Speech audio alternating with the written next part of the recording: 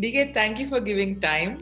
Uh, I am always either enlightened or probably I feel a little better or I feel generally happier after speaking to you. So thank you. Thank you for giving time. Pleasure. Thank you so much. I believe another bubble, of course, another bubble. We are on to another bubble, another quarantine. How is that treating you? Good. It just started yesterday, so it's been good. Different hotels, but the bubble is the same, so it's going okay. I think this is something that most of us cricketers are getting used to these days. Yeah, the wife's already missing you. Already put up Uh, pictures and stories. We'll miss this face in the morning. yeah, she's in Egypt actually. She's been away for a month now, so she's in a different place altogether. And this bubble is just started now, but she's been away trying to obviously practice and play her sport for about a month now. Yeah. How is that? How difficult is it, DK? Not just being apart, but also, the fact that in a quarantine and bubble, things can get a little difficult. Yeah, actually, these days in five-star hotels, one of the rules apparently is that there should be no balconies. So what happens is during these 5 days, a lot of times we're just stuck in the room. We can't move out. There's no fresh air that we can breathe. That's something that I really miss. I like to just go out and at least breathe fresh air. Otherwise, you're always in AC in a room enclosed, surrounded by windows. You can see outside, but there's no kind of contact with the outside world. So I sometimes struggle a bit with that, but because it's only 4 5 days, it's okay. After that, when we start practicing, things get better. This quarantine, one of the bigger challenges, one is obviously the fact that we can't the kind of food, sometimes it gets repetitive, but we put up with that. And the second thing that I struggle with is sometimes not able to at least breathe some fresh air for a bit. But what tips would you give? Because I know for one that we still get entertained by all your stories and all the stuff that you do on social media. It's amazing, DK. What tips do you otherwise give to someone else, a fellow cricketer, to get through something like a bio bubble environment? I think you got to keep yourself busy. I always feel that you wake up, you have your breakfast, and obviously do something to keep yourself busy. Always try and keep your mind engaged. Either you can write, you can read. Sometimes some people obviously during downtime watch a bit of movies. Also, I think it's very important to exercise. I think that kind of lets your gets your stress levels a little down. I think it's very important to exercise. It's a lot more for your mind than your body. So it's very important to take a lot of active rest, not just lying down on the bed and watching TV or always staying on the phone is sometimes not healthy. I think you have to do a lot of things that is important for your mind, and you keep yourself as engaged as you can. You spoke about, of course, working out and more on that lines. I think for one, we obviously do want to talk about Tamil Nadu cricket and the Saeed Mushtaq, but for one, that video that you put out of all of you training together after quarantine, I think it was all coming together on your Insta handle. I think that was amazing. I think for me, that was personally one of those moments which, for someone obviously who's following cricket and Tamil Nadu cricket, it's a heartening visual. We believe, of course, it was your idea. You kind of got that going. How do you manage to do all these fun things? Where does all that come from? I think, as I said, I always try to think along lines of entertainment. Do something fun, something that people will enjoy. So obviously, you see a lot of these things on social media. You remember this mannequin challenge was something that happened a few years ago. People are doing it, but then I didn't do it, so I just thought about it. And luckily, a lot of us were in the gym, so just decided impromptu then and there itself, and everybody were kind of on board with it very fast. So it just happened, and it came out very well. So I'm very happy. Yeah, and when I spoke to a lot of your teammates about the bonding that you guys had, it was evident on whether it was on the field or off it.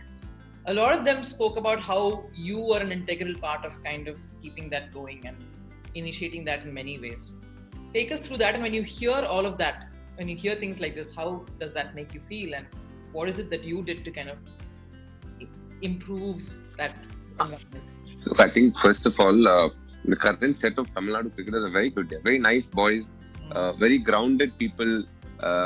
It's not too hard to get them to do something. A lot of times it is actually the opposite. To make them sledge or do something that is against the rule, that is only tough. But very soft, very loving boys, very nice set of boys. I always try and obviously keep them on their feet with required. At the same time, keep it entertaining, and I just try to mingle with the crowd. It's not so much, senior, junior sort of thing. I just try to blend in, and these days these boys have a lot of, great qualities. They're very hardworking. They're fearless. A lot of times they're fearless. They don't look at how well others are doing or how things could have been. They're always trying to kind of figure out a way for their own, their path for their own. And they're always trying to get better. Each one has their own goals. Some want to play Ranji Trophy, some want to play IPL, some want to play for the country. So various cricketers have various goals.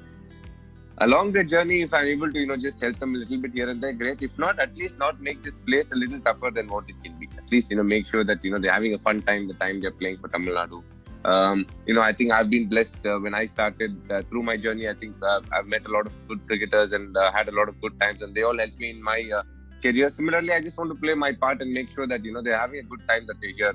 As it is, they're under pressure. They want to do well and whatever. So on top of this, I do want to add to their burden. Obviously, show them a little bit of. I don't think I guide them too much. If necessary, what I do is I do work with them a little bit in practice, and I just try and keep this place a fun place to be. That's all I try and focus a lot on. That's what everyone ends up saying, and a lot of little things which I will kind of bring out as this chat goes, DK. But credit where credit is due. As a leader, getting them to come around and getting them to win a trophy after so many years. In fact, obviously, coincidentally, it was the first time that they did it was under you as well. How does that make you feel? A little redeeming that in some ways?